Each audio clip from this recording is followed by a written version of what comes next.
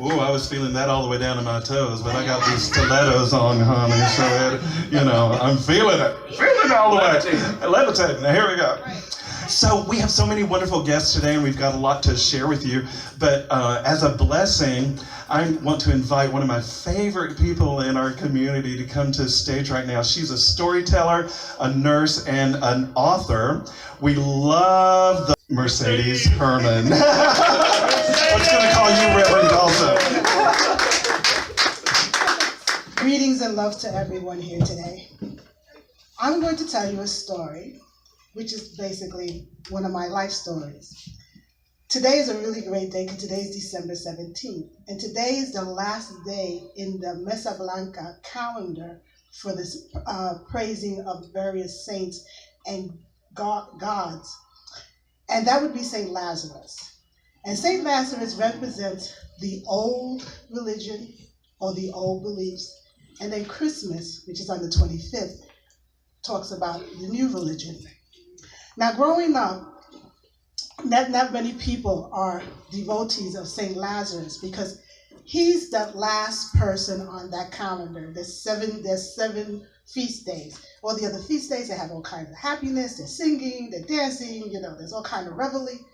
But St. Lazarus, he's the guy with the crutch, the sores on the leg, the dogs, and the outcast. But people who follow him or who are their practitioners, those are the ones that take all the heavy, heavy spiritual unhappiness. They're the ones that do the great change work for that time. So what usually happens when the people who came from the other side of the world came to the Americas, St. Lazarus is the last time that you start to mention anything about the old religion and getting ready for Christmas. Now, as a child, my mother was a devotee of St. Lazarus. That was her guide. So we do the feast, and my mother would, we'd make all the stuff, make the coconut candies, and we'd make the food and, sacrifice whatever kind of stuff. My mother was into sacrificing any lambs, but she would sit down and say, somebody find me a pork roast and I'll cook it for you. So that's basically what she would do. But there was a solemnness, there was a quietness. And not that many people would, go to those festivals. But everybody would come to my mother's festival and to various people who were devotees. And the reason that is because you wanted to leave the troubles that you had for that whole year. You wanted to leave it into someone's hands who would work it and understand that they were going to take some of it. Because one of the things about being a devotee of St. Lazarus is that as you did that change work, you took up some of that hurt and that pain, and you carried it, and you knew that you had to work that for the whole year. Now, the part about it was that you would set up the altar, and we never called breaking down the altar. We called putting the altar down, getting it ready for Christmas. Because, see, Christmas represented that child, that purity, who was accepting everybody. He was in a manger, there were sheep, there were cows, and if anybody ever been, I'm from the Bronx, so if anytime you go, anytime they took you to a farm and they thought they were making you so happy, you said, we're taking you to a farm, and you said to yourself, I don't want to be here. It stinks and it smells. And I'm particularly careful for all these little sheep. I gotta be with my little pit bulls in the Bronx. But the whole idea was that here was that future. Here was that understanding that there was a new light, a new world that was coming. Yes. So I can see myself as a child. My mother would set up her altar and she would set up her things, and people would be coming. And on the 17th would be the last, you would celebrate a couple of days, maybe a week before, but on the end of the 17th, you would close down the altar. And you would see as they would be coming to visit you, and we'd be like the little three kings before my mother started doing her altar. We would go visit everybody's house, the few people who would go celebrate St. Lazarus. So we would go for those houses, and we would be bringing in Christmas gifts, knowing at the same time we would be closing up St. Lazarus, closing up the time where the outside world closing up where those spirits would have time to rest and to take in the light.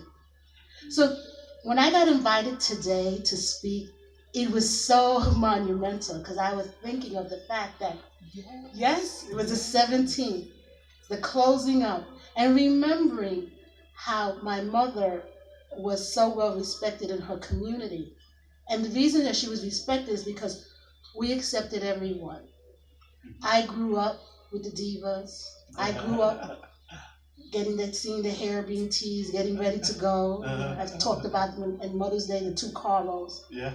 But the beauty of it was that everybody would make a little cape for St. Lazarus because they said, my man wasn't looking good. All he had was like a loincloth and, a couple of sores on his legs and a Band-Aid on his head.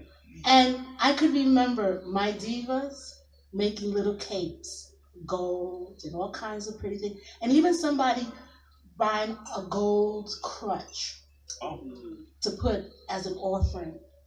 Because they said this is probably the only time that person would have something beautiful. And people at that time who had pains, and that was a time where charity was given. You knew that so-and-so didn't have rent money. And it was not a problem because the dollars that were put on the saint, that was going to be for so-and-so's rent money, to buy maybe gifts for so-and-so's children. Because we knew that even though it was the end of the year, the suffering and the problems were going on. But the beauty of it was that there was somebody in the community who was going to remember that. So today, I think about the fact that here, Reverend Yolanda said, I'm going to talk about the 7 words. Guess what? We're going to remember them. Yeah. We're going to use them. Yeah. The same way the people in our community or any community we know that are hurting, just because we say Merry Christmas, Happy New Year, doesn't mean that the hurting goes away. We're going to remember it, and we're going to take it for the next year, and we're going to make it better. Because you see, as the light, as we look up into the sky, and we see the star, and we know that that's the coming of the Lord, or however you want to say, we also know that light heals, and we also know that we're going to turn towards that light so that we can be healed. And each one of us here are responsible to be a little bit of St. Lazarus, because each one of us has a wound, each one of us may have a crutch, each one of us may have, the only thing may be a pet that loves us. So we are responsible to remember that, and to remember that somebody might be making a little cape for us. Somebody might be making a gold crutch for us.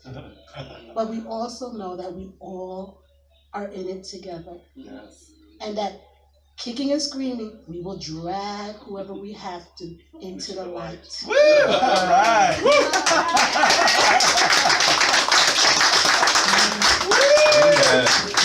Yes, Mercedes Herman, everybody.